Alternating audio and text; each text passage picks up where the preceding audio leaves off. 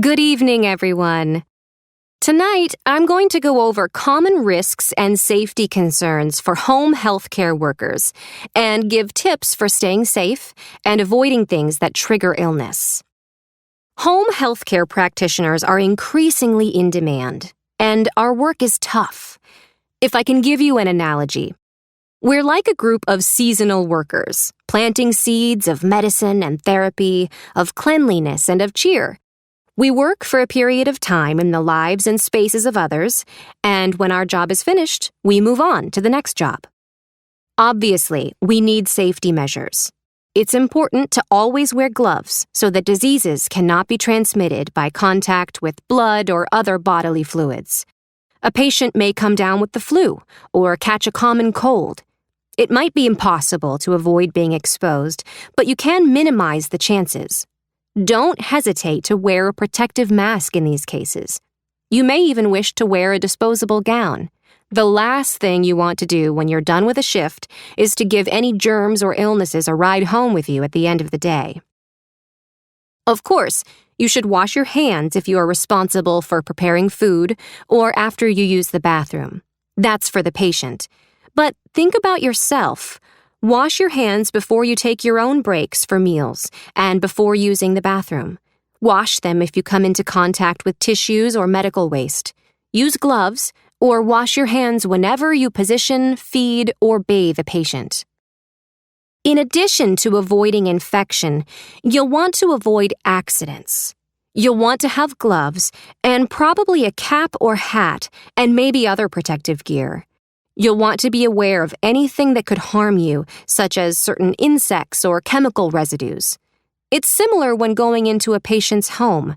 You'll want to protect yourself, and you'll want to be aware of any possible dangers. Don't take off your shoes in a patient's home. You can step in or on something dangerous. Move carefully to avoid bumping shoulders or elbows or knees on hard surfaces. Be sure you have been trained in how to lift and turn people.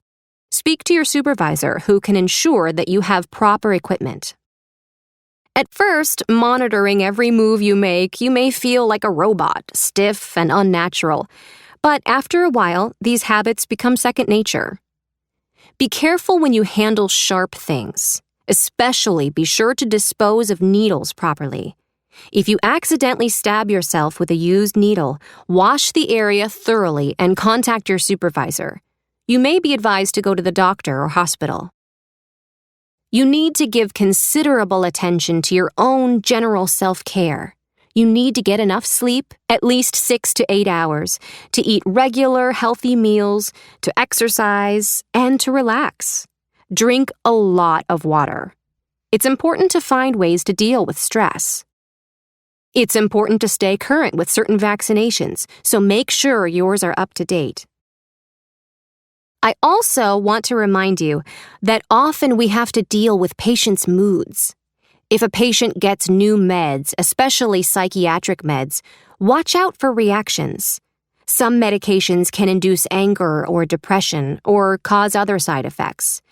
But sometimes a patient will have emotional outbursts simply because of the situation. For some, just being dependent on you is a great cause of stress. They may feel like children or like you are treating them like children. Don't take it personally. You will often be dealing with more people than the patient. There can be additional issues dealing with family members.